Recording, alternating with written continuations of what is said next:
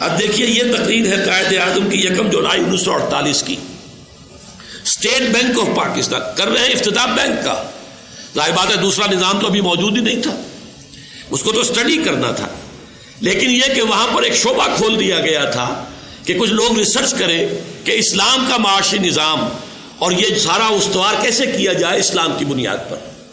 اس کے ضمن میں قائد اعظم فرما رہے ہیں کہ وہ جو وہاں پر ایک سیل بنا تھا, میں اشتیاق اور دلچسپی سے معلوم کرتا رہوں گا کہ آپ کی مجلس سے تحقیق بینکاری کے ایسے طریقے کیوں کر وضع اور اختیار کرتی ہے جو معاشرتی اور اقتصادی زندگی کے اسلامی تصورات کے مطابق ہو.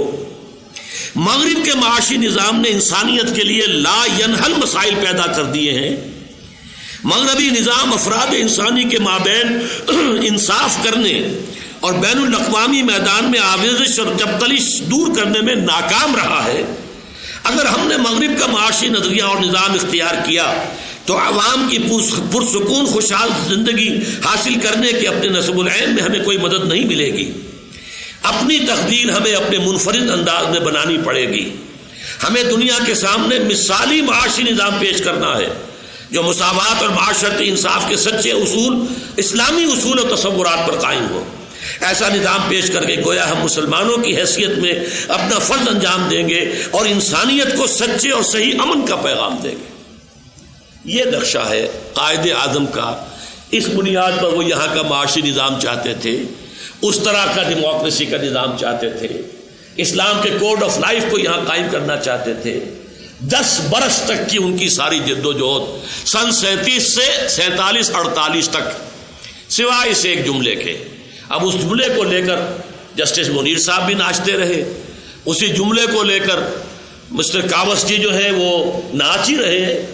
دیو استبداد جمہوری قوام پائے کو وہ ایک دانشور ہونے کے ناطے سے اب ڈان جیسا اخبار جو ہے, جو مسلم لیگ کا نقیب تھا, فاؤنڈڈ بائی قائد اعظم محمد علی جناح, لیکن آج ان کے تصورات کے بالکل منافی تصورات پیش کیے جا رہے ہیں اور اس حقیقت کے اوپر پردے ڈال دیے گئے ہیں, ملمہ چڑھا دیا گیا ہے. اسی لیے میں نے آیتیں پڑھی تھی شروع میں, یاد ہوگا, وَلَا تَلْبِسُوا الْحَقَّ بِالْبَاطِلِ وَتَكْتُمُوا الْحَقَّ وَأَنْتُمْ تَعْلَمُونَ.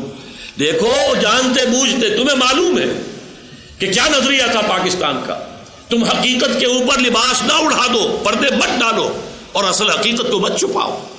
آج ضرورت ہے اس کی کہ اس کی مہم چلے, اس کی ایک جد و جہد ہو, اس کے لیے لوگ جو ہے وقت نکالے, پیسے خرچ کریں. ورنہ یہ ہے کہ اگر یہ ہمارا نظریہ ہم سے چھن گیا تو جو جان لیجئے پاکستان کا ریزون دی ایٹرے جو اس کی وجہ جواز ہے وہ اسلام ہے. اگر اس سے ہم نے پیٹ دکھا دی تو یہ ایک حصہ تو ہمارا پہلے علیحدہ ہو گیا تھا, اب پتہ نہیں اس کے کتنے حصے اور ہوں گے. اڑائے کچھ ورق لالے نے, کچھ نرگس نے, کچھ گل نے, کوئی سندھو دیش, کوئی پختونستان, پختونخوا, کوئی کراچی کے اندر لیاقت پور قائم ہو جائے, واللہ عالم, اللہ نہ کرے, خاکم بدہن. لیکن اگر اسلام نہیں آیا, جیسے قائد اعظم نے کہا تھا کہ اگر پاکستان نہ بنا تو ہندوستان کی سرزمین سے اسلام اور مسلمانوں کا نام و نشان مٹا دیا جائے گا. اسی طرح جان لیجیے, میں دعوے سے کہہ رہا ہوں, اگر یہاں اسلام نہ آیا اور قائد اعظم کے نظریات اور علامہ اقبال کے نظریات کے مطابق یہاں وہ خلافت راشدہ کا نظام نہ آیا جس میں اصول تھے حریت, اخوت, مساوات, ان سے بڑھ کر جو ہے خلافت راشدہ کے اندر جو بھی یہ اصول تھے دنیا میں کہیں اور نہیں. اور یہ تو آپ کو یاد ہوگا, میں نے اپنی سیرت کی تقاریر میں بارہا کہا ہے, جو الفاظ یہاں بھی قائد اعظم کے آئے, لبرٹی اور equality and justice, freedom, fraternity and equality, ان کے لیے جو ایچ جی ویل جیسا شاطم رسول جس نے حضور پر اسی طرح کے حملے کیے جیسے سلمان رشدی نے کیے, لیکن وہ بھی ایک وقت پر آ کر گھٹنے ٹیک کر تعریف کرنے پر مجبور ہے. خطبہ حجۃ الوداع کا اس نے کافی بڑا حصہ جو ہے کوٹ کیا, a concise history of the world میں, اور اس کے بعد لکھتا ہے, although the sermons of human fraternity, freedom and equality were said before also, we find a lot of such sermons in Jesus of Nazareth. کہ اگرچہ انسانی حریت اور اخوت اور مساوات کے واعظ تو دنیا میں پہلے بھی بہت کہے گئے, عیسائی ہوتے ہوئے کہہ رہا ہے کہ ہم نے بہت سے واعظ دیکھے ہیں, حضرت مسیح نے بھی کہے ہیں, لیکن but it must be admitted that it was Muhammad sallallahu alaihi wasallam who for the first time in history established a society based on these principles.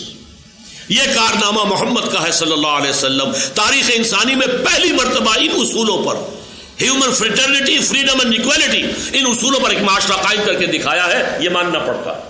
گھٹنے ٹیک کر گویا کہ اس نے یہ تحسین کا خراج ادا کیا ہے.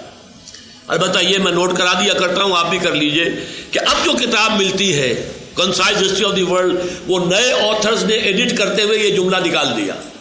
ان کے حلق سے یہ کڑوی گولی اتری نہیں کہ ایچ جی ویل نے یہ اچھی بات اور سچی بات کیسے کہہ دی.